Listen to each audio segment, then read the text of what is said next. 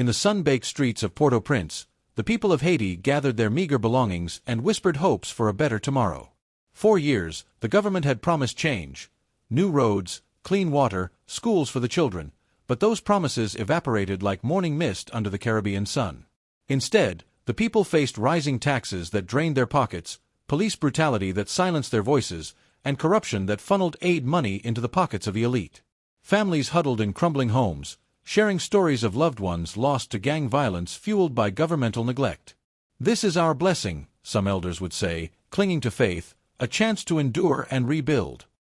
But deep down, the collective spirit of the people trembled, unsure if endurance alone could save them from the growing darkness. One fateful day, a decree from the presidential palace arrived like a storm cloud. The government announced a redevelopment plan, forcing thousands from their homes in the slums to make way for luxury hotels and foreign investments. Eviction notices fluttered like dead leaves, and armed forces patrolled the neighborhoods, dragging resistors away. The people, once vibrant with the rhythms of compa music and market chatter, now moved like ghosts, their backs bent under the weight of injustice. Mothers clutched their children, fathers gripped makeshift tools as weapons, and the youth seethed with unspoken rage. "We are useful," the officials sneered, "as long as you serve our vision." That night, under a starless sky, the people lay on dirt floors, hunger gnawing at their bellies, wondering if this was truly their fate. In a crumbling home, a young Haitian mother held her child close, whispering tales of better days to keep hope alive. The distant city lights mocked their plight, a reminder of the elite's comfort while they suffered. The collective spirit of the people, though battered, held onto a flicker of defiance, a belief that fate might yet have other plans. Dawn broke with the sharp crack of batons on doors. "Wake up! Do you think this is your land to sleep on?"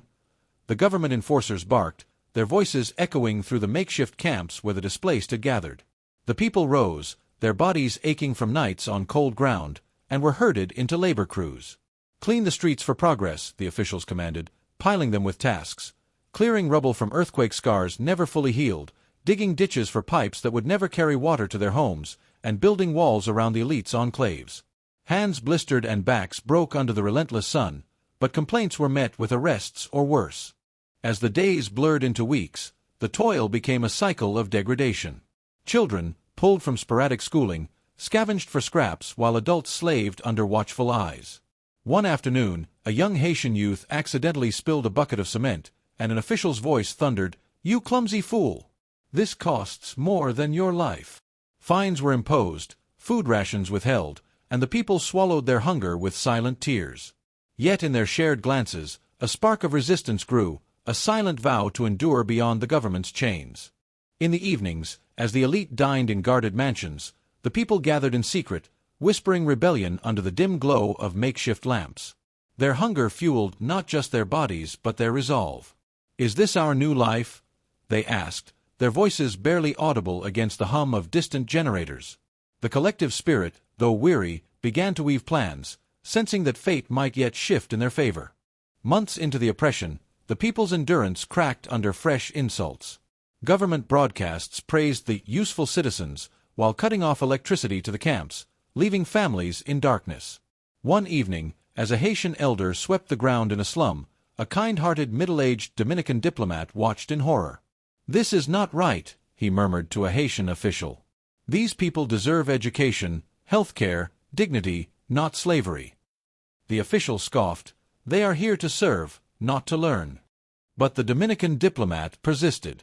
"I will sponsor community programs myself. Schools, clinics, you cannot refuse." The people's hearts stirred. For the first time, an outsider saw their suffering.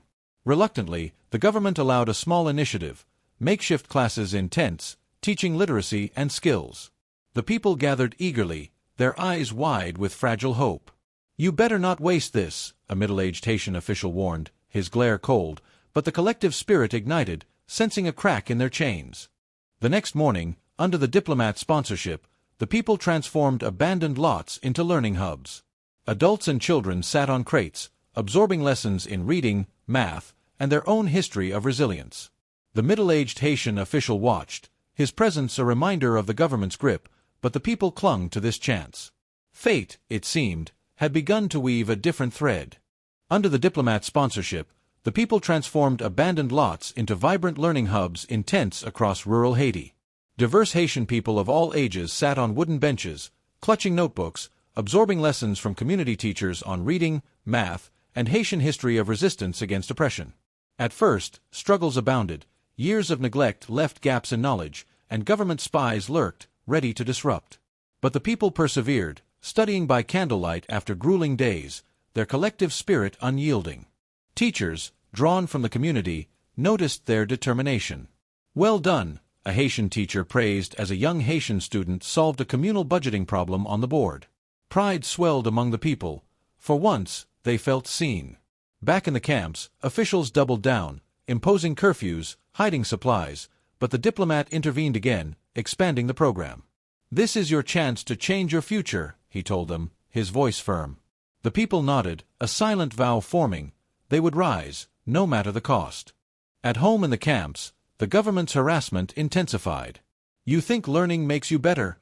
a middle-aged Haitian official sneered, scattering books into the mud. The people clenched fists but rebuilt, hiding sessions in secret groves. Exhaustion weighed heavy, yet they pushed on, their collective spirit fueled by the promise of knowledge and a better tomorrow. As knowledge spread, so did resistance. The government, sensing a threat, ramped up harassment, raiding classes, arresting tutors on false charges. Diverse Haitian people rebuilt in hidden groves, clenching fists as they picked up scattered books from the mud. Their exhaustion was palpable, but their resolve held firm. They refused to break, driven by the dream of freedom. Then came a pivotal test, a community-led assessment on sustainable farming and rights advocacy.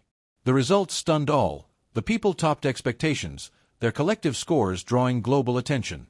Under a large tree, a Haitian teacher announced the results, and cheers erupted. An international foundation stepped in, offering scholarships and resources. "You have a gift," a foundation representative said. "We'll provide tools for self-sufficiency." The people felt tangible hope, their nights now filled with dreams of empowerment. The victories brought new recognition. In a school office, a young Haitian representative received a full scholarship from an elderly Haitian principal, who smiled warmly. "Your hard work is inspiring," he said, handing over documents. That night, the people couldn't sleep, not from exhaustion, but from hope. Their collective spirit soared, knowing they had earned this moment. Victories only fueled governmental wrath. Extra patrols and fabricated fines burdened the people, but their spirit refused to break. In a rural cooperative, a confident middle-aged Haitian diaspora woman, returned from abroad, witnessed the abuse. "This must end," she declared, arranging safe havens in rural cooperatives. "Focus on building without their chains," she urged, her voice a beacon of hope. The diaspora woman offered a lifeline, relocation to cooperatives where the people could learn and thrive. "Act normal, don't alert them yet," she whispered, covering costs for training and homes. The people accepted, hearts pounding with possibility. Suspicion brewed in the camps, whispers of betrayal from some, but the collective resolve held firm, ready to seize this chance. The people moved carefully, hiding their excitement. They planned in secret, enduring final indignities with silent strength. The diaspora woman's support gave them courage, and the collective spirit whispered, "Just a few more days," as they prepared for freedom. The day of departure dawned tense. The people moved in small groups, using market errands as cover. "Where are you going?" middle-aged Haitian officials demanded. "To fetch supplies," came the calm replies, as they slipped away with hidden bundles. At a rendezvous, the diaspora woman and a kind middle-aged Haitian ally waited with a truck, ready to guide them to safety. Hearts raced as freedom neared. In the cooperatives, warmth awaited, shared homes, communal farms, real education centers. The diaspora woman welcomed them with open arms. "This is your home now," she said, and the people wept, feeling safe for the first time. They enrolled in programs, learning trades and leadership, their spirits lifted by the promise of a new life. The first weeks were tough, adapting to new rhythms, but kindness from mentors eased the path. A young Haitian classmate complimented another, "You're resilient, keep rising." Friendships formed, and for the first time, the people felt valued. That night, lying in simple beds, they dreamed not of survival but of possibility, their collective spirit soaring. Years unfolded, and the people's efforts blossomed. From cooperatives, They built networks, sustainable farms, ecotourism ventures, advocacy groups. Haitian youth returned from universities with scholarships, sharing skills to uplift all. By their collective 20s in this new era, they launched a nationwide cooperative alliance, turning neglected lands into thriving hubs, their spirits unbreakable. One visionary project transformed a derelict port into a community market, drawing global trade fairly. Diverse Haitian people worked stalls, their faces beaming with pride. The revitalized warehouse, adorned with murals of Haitian culture, stood as a testament to their resilience. They were no longer victims but architects of change, their collective spirit a beacon for others.